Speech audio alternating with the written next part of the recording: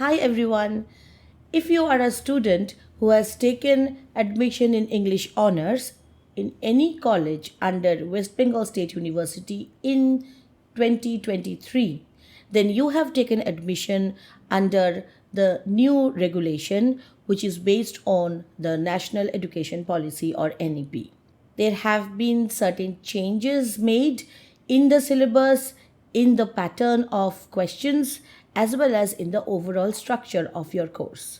You are confused about many things, whether you will be completing your course in 3 years, in 4 years, when to exit, how to deal with it. Don't worry, we're going to solve all your problems here in this channel. First, in this video, we are going to look at the latest syllabus of the first semester English honors.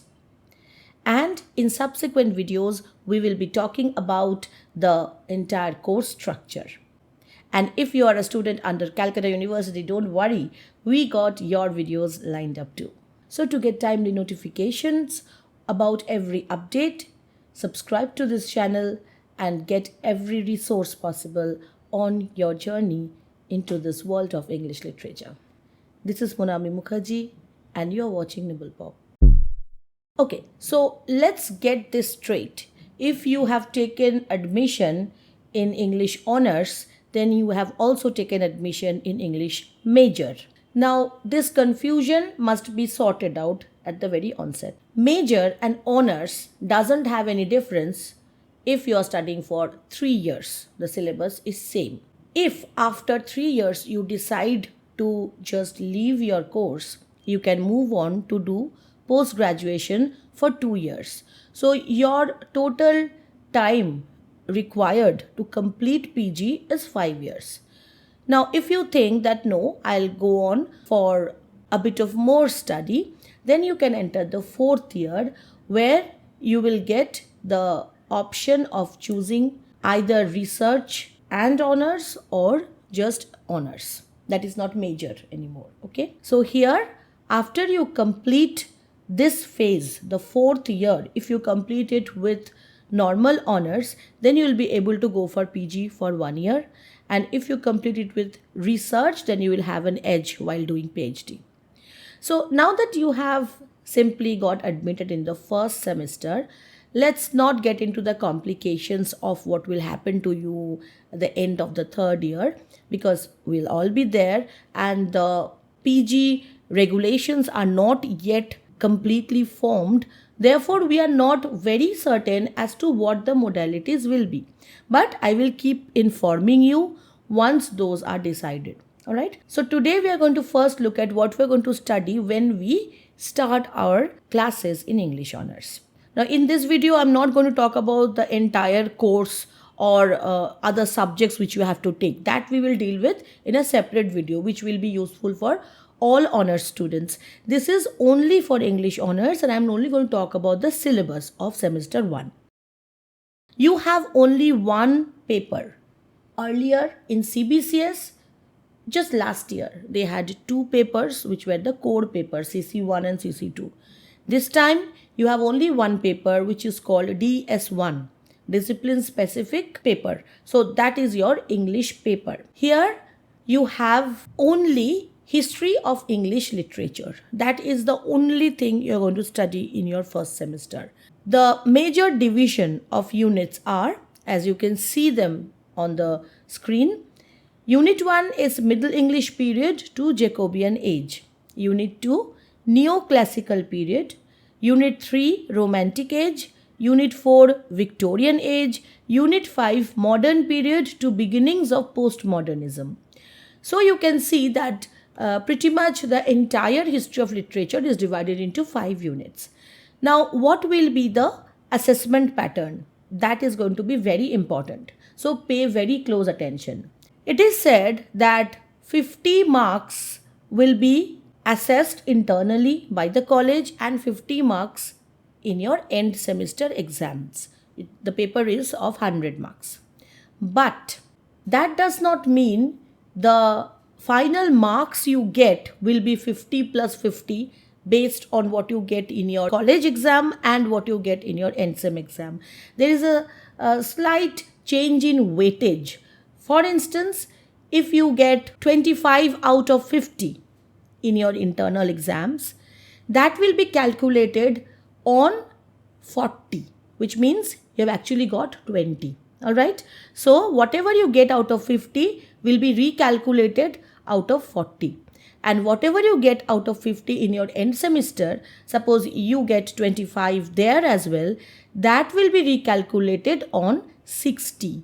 So there you are getting 30, because 25 out of 50 means 30 out of 60. So when you total the two up, you get the final marks. That might sound very complicated, but it's no big deal. In short, you have to give a lot of importance to your classes, your internal assessments, and follow your class lectures. Attend the classes, because there's going to be a lot of marks on attendance as well, 10 marks, which is not a very small thing. And therefore, this whole result will depend on both internal and end semester exams. In your internal assessment, you have only the first unit, that is Middle English period to Jacobean age. Now, this entire range will be evaluated maybe sometimes by home assignments which your teachers will provide. You might be asked to make project presentations. Okay, you have to make PowerPoint slides. Maybe your college will decide on student seminars. So your college teachers will guide you as to how to perform best in this sector. And there will be a written test component also. But this whole thing will be only on Unit 1. Coming to the second part of it, that is the end semester exams. Unit 2, 3, 4, 5. So you have 4 units left. In your final exams, you will be asked to write long answers, short answers, and very short answers. You will be given 2 questions from each unit. For example, romantic age is 1 unit. You will be given 2 questions from romantic age, 2 questions from Victorian age. Like this, from all these 4 units, you will have 2 questions. And you have to answer any 2 questions. So you have total 8 questions. You have to answer any 2 questions, but those 2 questions should not be answered from the same unit. Like you cannot answer 2 romantic age questions. Okay. So these questions should be answered within 400 words. You don't have to actually count the words. If you start practicing well in advance, you would have a very clear idea about how much 400 words in your handwriting takes up. So it depends on your handwriting. So I can't tell you that you have to write 2 pages or 3 pages. It's roughly around 400 words. Then you have to attempt 4 short notes or questions out of 8. Again, it's not stated that from each unit 2 questions will be given. So it might happen they might give 1 question from 1 unit and 3 questions from another unit. But from units 2 to 5, that is out of these 4 units, they will give you a total of 8 questions and you have to answer any 4. And the length will be approximately 200 words. These are all 5 marks answers. So maybe 1 page, 1.5 pages will suffice. Now the best part about this syllabus is they have already given a list of the short notes that you need to prepare from every age or unit. So I'll just read through those units.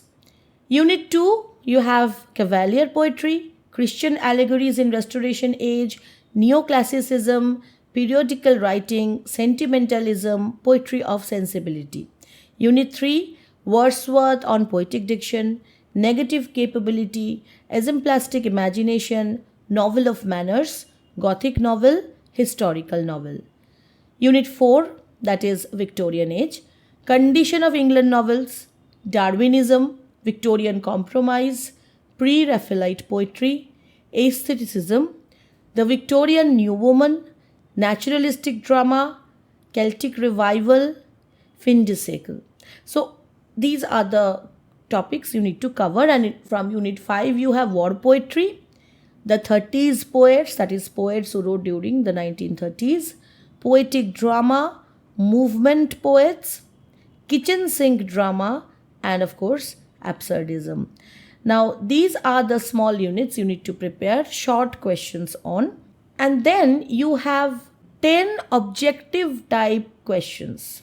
They have not mentioned in the syllabus how many questions will be given or whether there will be any choice or not, but I assume that they won't simply bombard you with compulsory questions. There will possibly be a bit of a spread here. Maybe they'll give 15 questions, out of which you will be asked to do 10, but it is not specified in the syllabus whether they will give you choice or not. These objective type questions, these 10 questions, may come from anywhere, like between units 2 and 5, 2, 3, 4, 5, they can give you any question. And in order to ensure that you can answer them, you really need to be very thorough with your study. So, this is the general idea of the syllabus. But how to prepare yourself? What should be your strategy so that you can not just master the longer answers but also the objective ones? Now, see, when it comes to long answers, students have this tendency of, well, memorizing, or what we call rote learning, and simply reproducing them in exams. That is fine. In that case, I would advise you to focus on any two age very specifically and just get to know everything about it. All right, suppose you select the Romantic age and the Victorian age, maybe Neoclassical and Victorian. Now, if you ask me, when I was a student, the two periods on which we could write the easiest answers on, it's just like a tips you can follow. Those were the Neoclassical period and the Victorian period. So these were the two ages on which I would specifically ask you to prepare long answers on. But that does not mean you shouldn't study the others. Because when it comes to short notes or objective type answers, you can see that long answers will only help you with 20 marks, but short answers will help you with 30 marks. So in order to score best, you must focus on all the short question topics that are given. You don't have to memorize each and every topic of the short note, but you have to understand them. For example, if you know what absurdism is, then it will be easier for you to memorize its definition or its examples. In this channel, we have dealt exclusively with all these ages, starting from Old English period, and they have not given you Old English in your syllabus, but I would advise you to watch that video at the very beginning, because it will give you a kind of a general perspective on how English people started to evolve. Watch each and every video on every age, no matter if you have decided to do long answers on them or not. Because if you follow those videos closely, there is a great possibility that all your short questions are already answered there, even the objective ones. In your objective questions, I'm sure you won't be asked about, when a poet was born or when he died, but conceptual things like in which age a poet wrote, or maybe a very prominent work will be mentioned and you have to name the poet or the author, or maybe you will be asked to write about any two major works of any certain writer or any practitioner of any particular genre. So if you are clear about what actually happened in every age, because history of literature is about, it's like a story, an entire set of people, they are changing their mindsets over time, and what are the reasons for those changes and how those changes are reflected in literature. That is what history of literature is about. And therefore, if you know this story of England, then I don't think you would miss any question at all. And this paper is very important because if you eventually want to pursue a career in lectureship, you would have to crack that horrible net exam. This paper is going to build that groundwork. So, in any case, this first semester notebook is going to be very, very useful when you later start preparing for your NET or SET exams. I'm sure you're all going to score wonderfully well, and don't be scared at all. Your college teachers are going to be very helpful, I'm sure, and whatever assistance you need, you can always comment in our videos, watch them, rewatch them, and take down the notes. We have also given links on various study materials related to your course, which I'm sure you will find useful. So, that's all for today. This is Monami Mukherjee signing off. Thank you for joining, and don't forget to subscribe. Bye